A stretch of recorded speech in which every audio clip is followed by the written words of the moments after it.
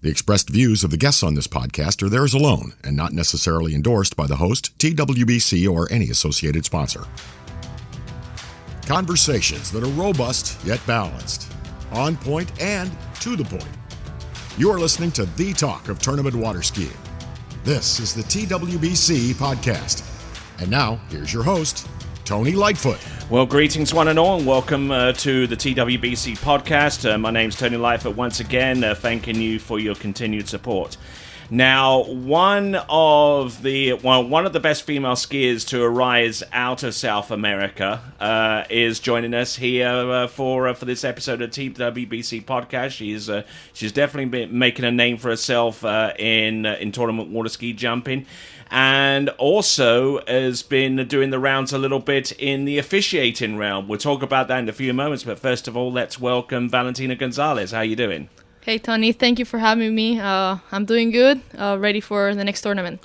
And that next tournament is right here in Zachary, Louisiana, just outside Baton Rouge. Bennett's Water Ski School, LA Night Jam. You excited to be a part of this deal?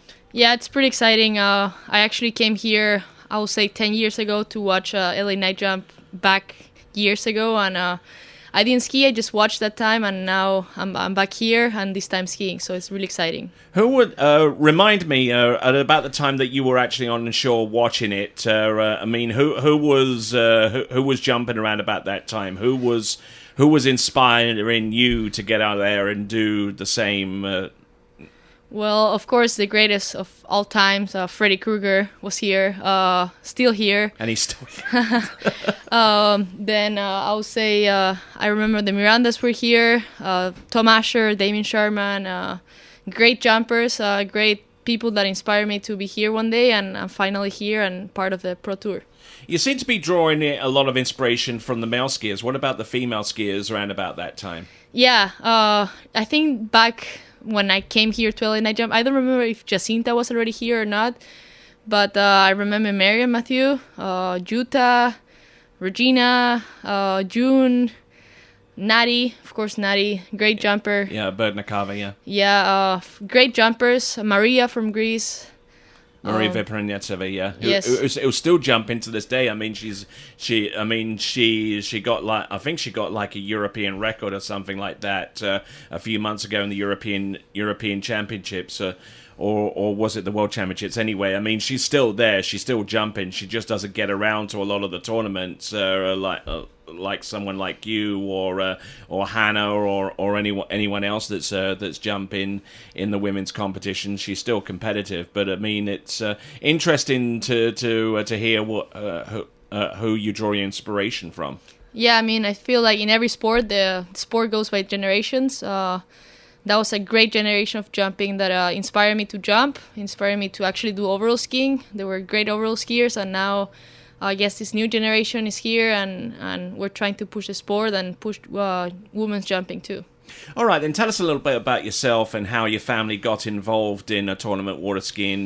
Because, a few months ago, when I was in Chile doing the Pan American Championships in November and the Junior Worlds, which took place the following January, I actually had the opportunity to actually go and see your site, which is less than 3 or 4 miles away from Lago Los Maras, an absolutely beautiful site. And I mean, if you ever get the opportunity to go to Chile, you should certainly see it. But I mean, how did all of that start? Yeah, well, it was a family dream. It's called Lago Valle Maipo.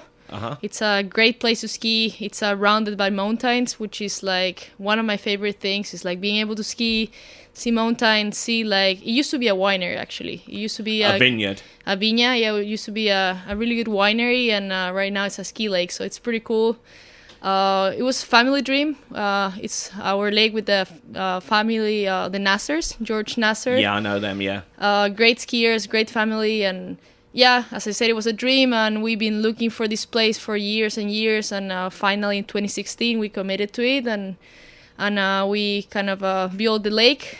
Great lake, great conditions, and we've been happy to be skiing there for the last 6-7 years. So great skiers coming out of there, and yep, so everyone's invited. So how many of your family actually ski? I mean, I know you ski, obviously. Matthias, he skis. Your father skis. You know, who else in that family skis? Because it's almost a complete skiing family, right? Yeah, I mean, as I said, water skiing is a family sport, I believe. So I got into skiing because of my family. My grandpa, big fan of water sports. He used to ski in a public lake, riding jet skis, non-ski boats, open boards, boats. Outboards, yeah. Yeah, outboards. And yeah, so he's the one that put me on skis, and I'm the oldest one out of my family. We're 4 siblings, Dominga, Josefa, Matias, and me. Uh-huh. And we all 4 ski for Chile right now. It was pretty cool at the 2021 World Championship at Jax. We all got to be part of Team Chile, and that was a dream come true, and right now we're still pushing it.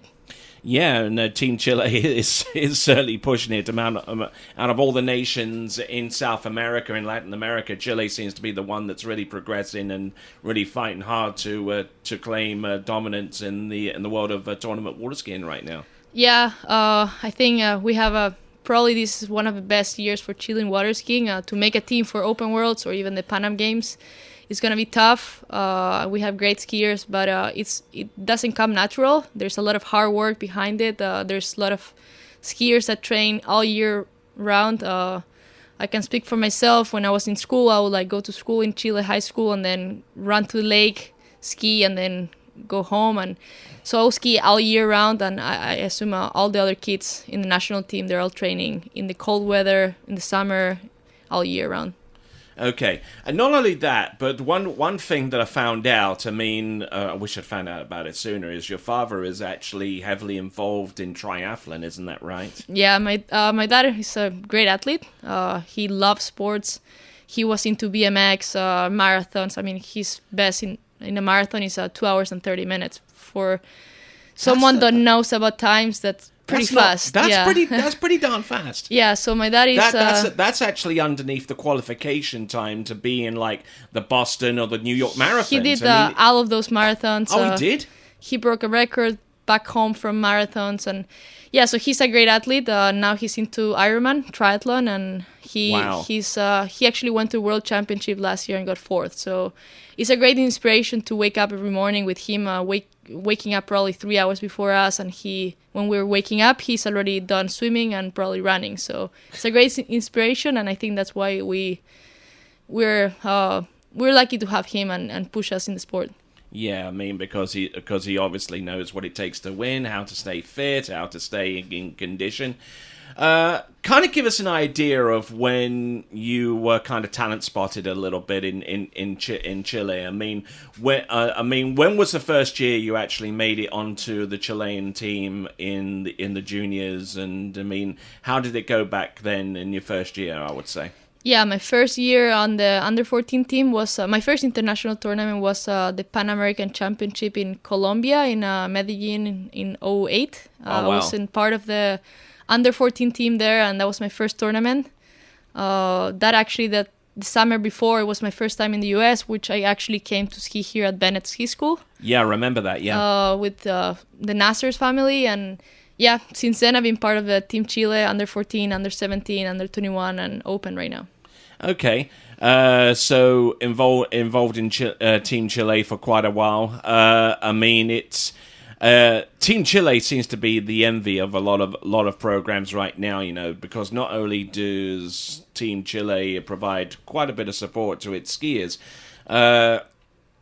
they also get quite a bit of exposure in Chile as well, because I mean, that's one of the very few countries, one of the very few teams that I know that actually has its own publicity, has its own publicist, to actually raise your profile, so it'd be easier to actually gain sponsors and actually gain more support to help you out along.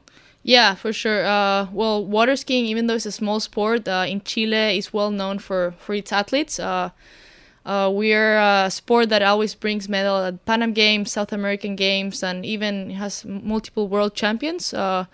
So I think the support we get, it's coming from what the athletes have done in the last, 20 years. We are really lucky to have government support for fundings for tournaments, training, and But that's all coming because of the success of the sport. So the more successful we are, the better fundings we get. So it's always a motivation to have like the support from back home, not even only for the funding, but like support from the people. We have a lot of TV exposure and social media, and Team Chile is like a great platform for us water skiers back home. I'm glad you mentioned Pan American Games. November coming up? Yeah, actually the week after Worlds. Okay, yeah, the week after Worlds is the Collegiate Nationals here, and the Pan American Games is going on more or less at the same time. I think actually the water ski events take place. I'm not too sure in the days after. I think it's the 19th. I think it's the Worlds until Sunday, and then the Pan Am Games starts on Wednesday, and then the Collegiate National starts the following Thursday, I believe. Wow, it's a packed fall. But before that, I mean, I gotta make it there first. That's my goal. That's my goal for the year. Trying to make that team. Okay. So I mean, it's not academic yet. I mean, you're still yet to be the team for the Pan Am Games or even the World Championships is yet to be selected, right? Yeah, we will know the team for Pan Am Games a month before, so we'll know around September 20th. It's a tough team, but I'm training hard for it, and that's my goal for the year.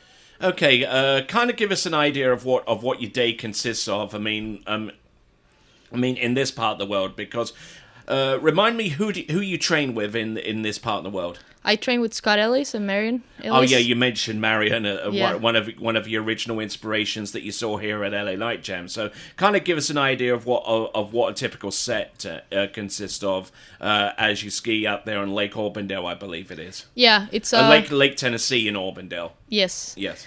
So right now I'm done with school. I graduated in December with my master's degree from Florida Southern, which is what was the degree in?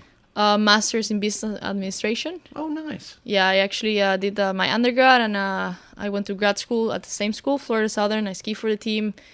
It was a great experience, and the good thing is only a 20 minutes drive from Scott, which is, I would say, one of the best coaches and skiers of in the world. So I've been really lucky to have him and Marion. And yeah, my day right now, I'm coming into skiing, so I normally do 2 jump sets a day, 1 slalom, 1 trick. Last year when I was in school, I would go to class and then in the afternoon go ski, or depending on my schedule. But I will always try to do at least 3 sets a day. Sounds good. Looks like you're prepared for this one, and kind of give us an idea of how you've done this season, because you've made some finals. You made it into the King of Darkness, isn't that right? Yeah. You made it into the Masters, I believe, as well. So congratulations on that. Another time of how many times you been to the Masters now? This was my 3rd year in the pro level, and then did 4 as a junior. Nice. Okay. And now we're here at LA Night Jams and looking to try and put a performance out there. You just came off the water and you practiced, and one of the first things you said is how humid it was compared to Florida. Does that kind of bother you much, or you just something you can easily shrug off? I think it's something you get used to it. I'm used to the hot weather in Florida. This year hasn't been that hot yet. But yeah, I just jumped. I finished my jumps and I was sweating like 2 minutes later. But I mean, it's something you can manage. Just drink a lot of water. Make sure you stay fresh and ready to go to jump. All right then. So, what kind of jump are we looking for from you? I mean, if you jump a certain distance, what kind of distance is going to have you throw the fist at the end? I mean, knowing what you know about this site and having skied here before, what could you do here? Well, I'm hoping I can at least get close to my PB. My PB is 167, and I've been training all year to go 170. That's my goal. That's about a 52.5 meter jump. Yeah, I would like to. My goal is to go around over 50 meters and hopefully make the final and ski in the dark, which is one of my favorite things. Okay, does that kind of scare you a little bit, as skiing in the dark, or not so much? Well, a little bit, but I just love it. I mean, I did Moomba Night Jump last year and a couple of years ago, and I did King of Darkness a couple of times, and it's just really fun. You go fast, and it's just really fun to be in the air when it's dark. All right, then. You are one of the very few pro skiers right now that actually officiate, at least on the world level. Because, I mean, you were assistant chief judge of the Junior Worlds, weren't you? Yeah, I was. You were the ACJ, and you are going to be officiating at the U21 Worlds in Not anymore. not anymore. I'm stuck in the US. I'm actually getting my green card right now. So okay. I can't travel right now, which is sad. I was looking forward to go to the Under 21 Worlds. And well, you were on that list I anyway. was in the panel to be a judge for the Under 21 Worlds in Mexico next week. But I'm sure there's going to be another opportunity. I had a lot of fun at the World Championship, Junior World Championship in Chile. I was assistant chief judge to Jeff Smith. Okay. And it was a great experience, lots of learning, and I'm just trying to give back to the sport that has given me so much. Yeah, what's it like working with Jeff Smith? Because, you know, he's pretty much the chief judge of every major tournament that seems to go on, whether it be the World Championships, Pan American Championships, Junior Worlds, you know, Masters, you know. I mean, I have to ask the question because he performs that role in so many tournaments. I don't know how he finds the time off, if I'm being honest. But what's he like to work with? Oh, it was a great experience, as I said. When you learn from the best is when you get the best experience and better knowledge. And I feel like that week working with him, I learned a lot. I learned the good things and the bad things about running a tournament. And it was a long tournament. Not everything went 100% perfect, but we tried our best. And it was great to learn from him that he has so much experience in this field. You've been around during the advent of a lot of technical things that have gone on in the sport. The transition from perfect pass to zero off, and now we have the whole thing with sure path and that kind of thing. I mean, how have you adapted to all those changes? You know, let's go with the more recent technology, sure path. You've probably done a lot of driving yourself. Have you done a lot of driving with SurePath, and has that helped you out a bunch? Yeah, I haven't. I'm normally when I'm in the boat, I'm like either skiing or coaching, or I've been driving a little bit more jumping at Scott's. I've been pulling him and some of the kids, but we don't have a SurePath. I have tried it before back home in Lago Valle Maipo. We do have one, and of course it gives you numbers and you know where you are. But yeah, I think technology is great. If the sport can work with technology, we can push it together, and hopefully, you never know what you're gonna have in 10 more years. Yeah, it's gonna be fun. Okay, so we've highlighted some of the highlights. Based upon what I've seen of you and also what you told of me.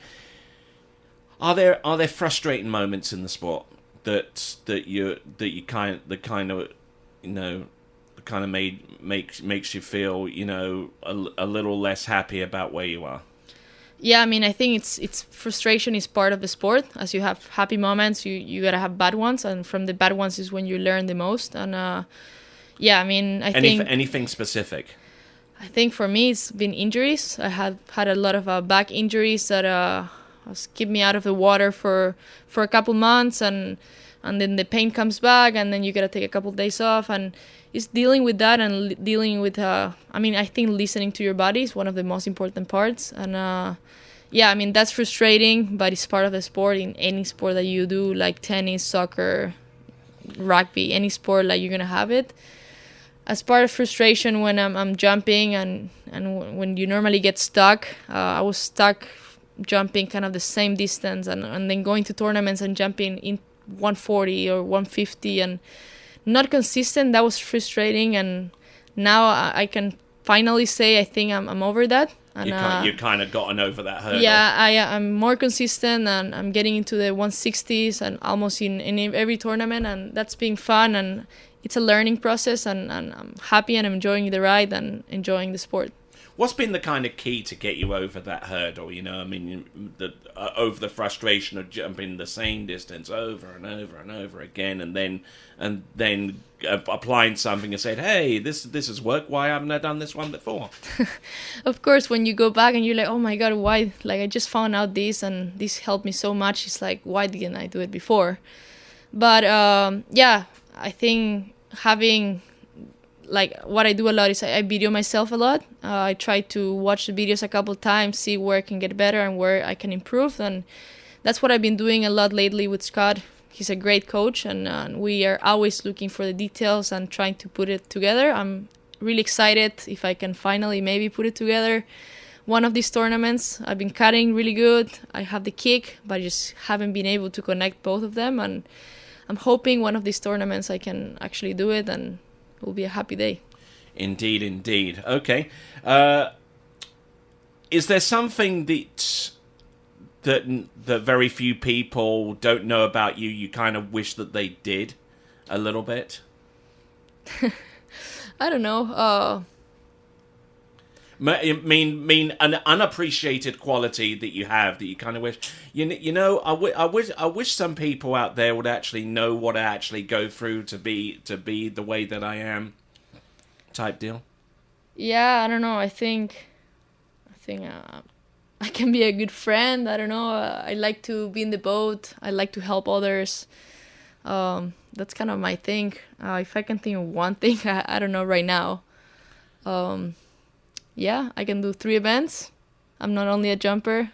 Okay. I'm pushing in overall. That's my goal, and I'm hoping to actually go to those overall tournaments, which sound really good and exciting. Okay. How about this? A hobby that you do outside of skiing. I mean, what other interests do you have? I mean, do you do like needlepoint knitting or anything like that, or any arts and crafts? I mean, are you that creative like that, or is there something else that you do that no one else knows that you do? Yeah, I mean, I'm a big fan of sports. I like every single sport. I'm a big fan of tennis. I love playing tennis. And I always say, like, if I wasn't a water skier, I would like to be a tennis player or a snow skier. You don't fancy getting into triathlon or anything like that? I did that for a little bit when I was little. I won some races, which made my dad really proud. But it got to a point where I was like, you gotta decide either like triathlon or water skiing. And water skiing grabbed my attention way more than actually running and swimming and biking. And I think it was very similar with Dorian Llewellyn. He was kind of provided with the ultimatum. I mean, you're a good enough hockey player. You can be among the best. Or you could either excel at that or excel at skiing. You can't do both. Yeah, I mean, in my family, I have my cousins. They're all triathletes. They're professional athletes for triathlon. One of them went to the Youth Olympic Games. So that triathlon part is really strong in my family. But still, like, with my siblings, we love water skiing and we just went for it. And I think it's been worth it. And we actually enjoy being at the lake. I really like being at the lake, pulling Mati, my brothers, Fifi, and Domi. Indeed, indeed. You certainly got a great supporting cast over there in Chile, and we wish you and the rest of the family the very best of luck with the season coming up. Thank you, Tony. Thank you for having me. Not a problem. Is there anyone else that you want to thank or anything like that? Any messages you want to send at the end of this podcast? Yeah, I would like to thank my family for all the support. They have been the greatest, I would say, sponsors.